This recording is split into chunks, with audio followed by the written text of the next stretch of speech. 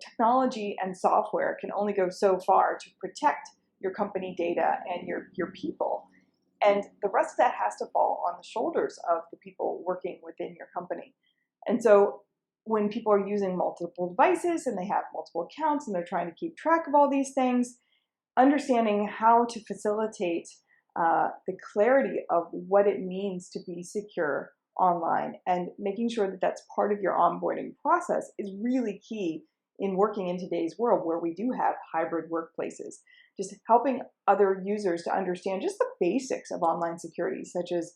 not using public Wi-Fi when they're working with work accounts, or they're working, say if they want to work from a coffee house location for the day, for instance, if they're going to use public Wi-Fi, making sure they understand that they need to use like a VPN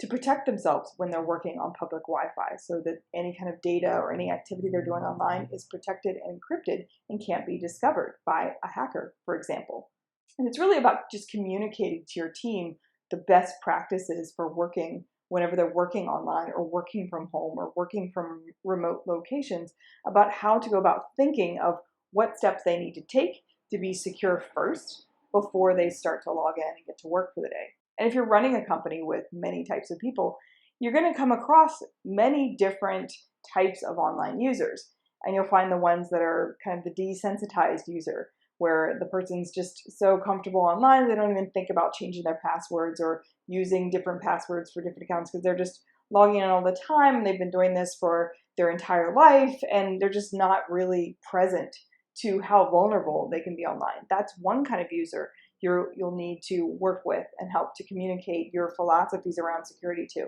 Another type of user is the user that is just really unaware and they're simply not that used to using all of the different kinds of technology tools to stay safe online. They just don't even know what they don't know. And any kind of sort of added complexity to their software, what they do with technology, just becomes inhibitive. And sometimes people could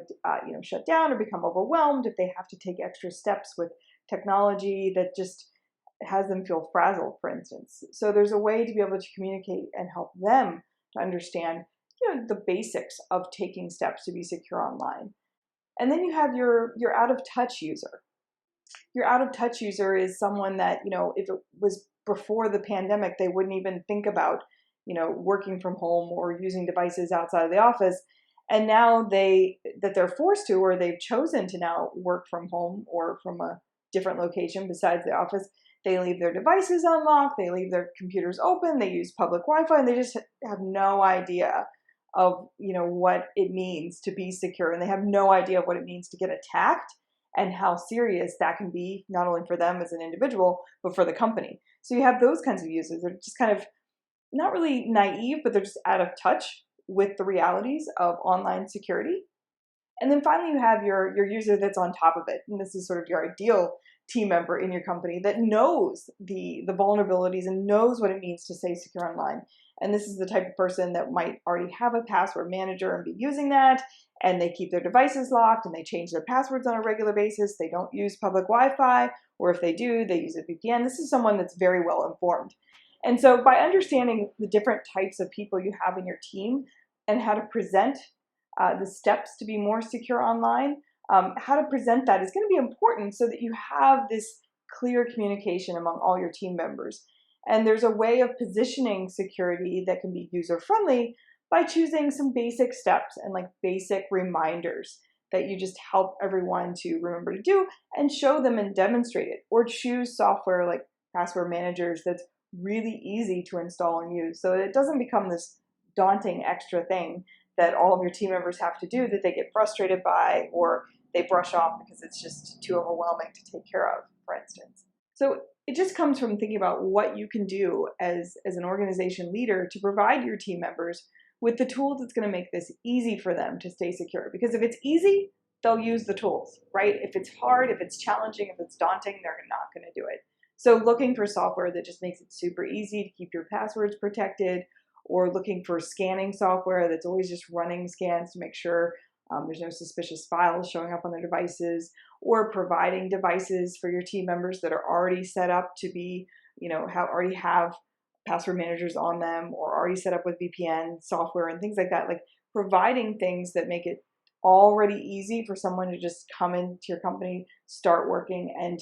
they don't have to think about that next step they need to take to be secure. That's one step. And the second step is just making sure to talk about it on a regular basis with your meetings within your company so that everyone's aware of just the importance of it. And it becomes something that's just acknowledged easily and not something that comes out of nowhere that people have to implement and